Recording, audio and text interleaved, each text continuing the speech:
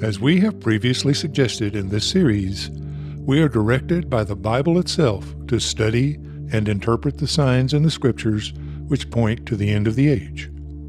In these next two segments, we'll consider two great signs that we believe may be related in time and impact, and which will bring about the events of the final 7 years before the end. These are the judgment of Mystery Babylon and the rapture of believers. Let's first consider the question of Mystery Babylon.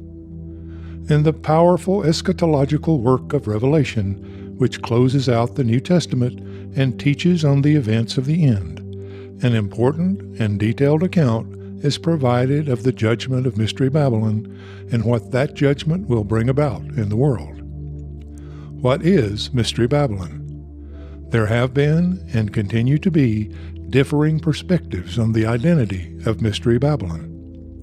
Some prophecy teachers believe today it may be the Church of Rome. Some have thought that there would be a new literal Babylon which would arise from historic Babylon, today known as Iraq. Some have viewed it as other non-Christian religions or nations. A significant and increasing number see Mystery Babylon as none other than the United States of America. If we consider the key aspects of Mystery Babylon from Revelation 17 and 18, it is difficult not to see the America of today. Let's consider the elements that lead to this interpretation. Please be aware that the following is not meant to be an exhaustive study, but rather as a summary of important points. Number 1. Let's consider the use of the word mystery as associated with Babylon. In the Bible, a mystery is something which has been unrevealed, is unknown, or is not understood by those at the time. The Church of Rome was known in the time when Revelation was written. Historic Babylon was, of course, well known during that age. Pagan religions were clearly well known. If we consider, however, that America itself would not be founded for more than 1,700 years, this is something that would obviously have been unknown to those living at the time, a mystery. We learn that Babylon is a place of great evil, but we also learn that it has not always been thus. In Revelation 18:3, we learn that Babylon the Great is fallen, and has become a dwelling place of demons, a prison for every foul spirit, and a cage for every unclean and hated bird. Note the specific use of the words has become, clearly suggesting that it was not always such a place of evil. Let us recall that America was essentially founded as a Christian nation, and for most of its history existed under a firm Judeo-Christian consensus of morals, law, and ethics. During the past 50 to 60 years, one would need to be blind not to recognize that America has all but abandoned that Jewish Christian consensus, and it has become a nation which accepts and approves all manner of sin and evil, adopting those precepts into the laws of the land and persecuting those who believe otherwise. We can fairly well point to the time when it all began to change, namely during the mid to late 1960s, characterized by the so-called counterculture movement. Whatever the case, America of 2019 is clearly far removed from the America of 1959. Number 3. Mystery Babylon is characterized as a great commercial empire. Revelation 18:23 tells us that your merchants were the great men of the earth. Merchants, not preachers, teachers, military leaders, or other classes. This certainly suggests a great commercial empire, confirmed by the fact that the merchants of the earth will weep and mourn over her, for no one buys their merchandise anymore. Certainly, there is no nation currently existing on planet Earth which imports as many things as does America. It is difficult to imagine any other entity in this sense which would fit the Scriptures. Number 4. Revelation 17:1 and 2 tells us that Mystery Babylon is a great harlot. In biblical terms, a nation or people who once worshipped the true God and then turned away from the faith are guilty of fornication and harlotry. If America has turned from its Christian heritage to adopt all manner of religious practice, would this not be a telling conclusion? Number 5. Revelation suggests that Mystery Babylon is a corrupter of the nations and kings of the world. We're told that by your sorcery all the nations are deceived and led astray. One need only reflect on the degrading influence of American culture and entertainment that are seen all over the world to understand this. Number 6. Revelation tells us that the woman, the great harlot, sits on many waters and 7 mountains.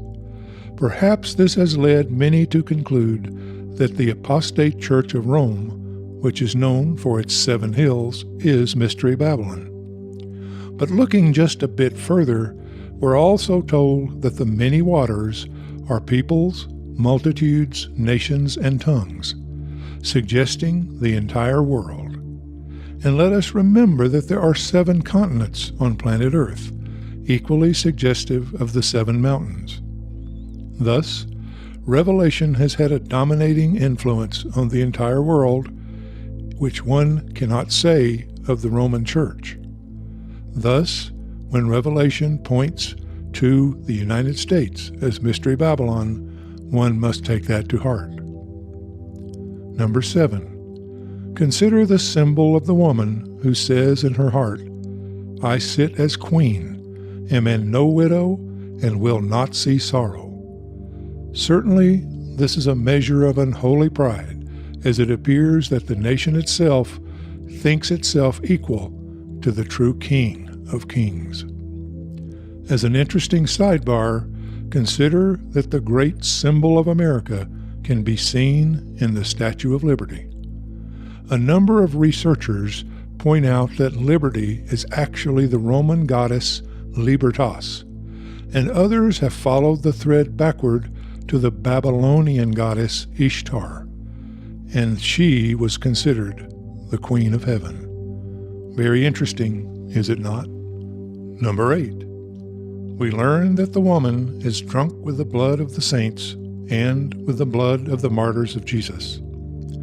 Let us then consider the many millions of abortions that have occurred as the law of the land in America. Today, some states are considering or have passed laws that allow abortion up to the very point of birth. Please remember what Jesus taught about little children and told us in no uncertain terms what would happen to those who harmed them. In fact, as America has accepted, and not only accepted, but condoned and adopted all manner of depravity that directly contradict Judeo-Christian morals and ethics, is it not clear that, as Revelation suggests, her sins have reached to heaven and God has remembered her iniquities? Number 9. Now we come to a fascinating concept. The woman, namely Mystery Babylon, also sits on the back of a beast, and careful study will show that this beast is none other than the coming kingdom of the Antichrist. The indication for us is that the great harlot serves as a dominating and restraining influence on the beast, and that the beast kingdom cannot be fully revealed until the great harlot is removed. This restraint is, of course, reflective of Mystery Babylon's great power in the earth. And when that power is removed, then the beast will arise and the final events will occur to end this present age. We are told that the judgment of Mystery Babylon will occur in a single day, suggesting one or more cataclysmic events. Might this be a total economic collapse, which would send the world spinning into chaos? Might it be a natural event, such as a supervolcano and great earthquakes? Might it be a nuclear conflagration? We learn that the beast will hate the harlot, make her desolate and naked, eat her flesh and burn her with fire. Thus, they will give their kingdom to the beast until the words of God are fulfilled. It would seem obvious to us that the Antichrist's kingdom will arise during a period of great upheaval and chaos, and what indeed would produce that in greater measure than the sudden collapse of America? Number 10. Let's consider the segue to the second part of the two great signs. Specifically, we hear a voice from heaven saying, "Come out of her, my people, lest you share in her sins, and lest you receive of her plagues." Who are my people? Who else could they be but true believers? What else could this sudden rescue be other than the rapture of those believers?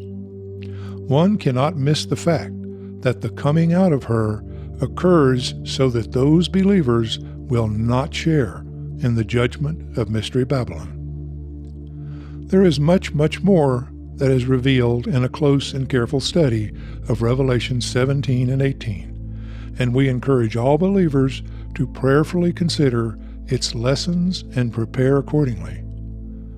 Please join us now for part 2 of Super Signs, in which we will look more carefully at the rapture and the events surrounding that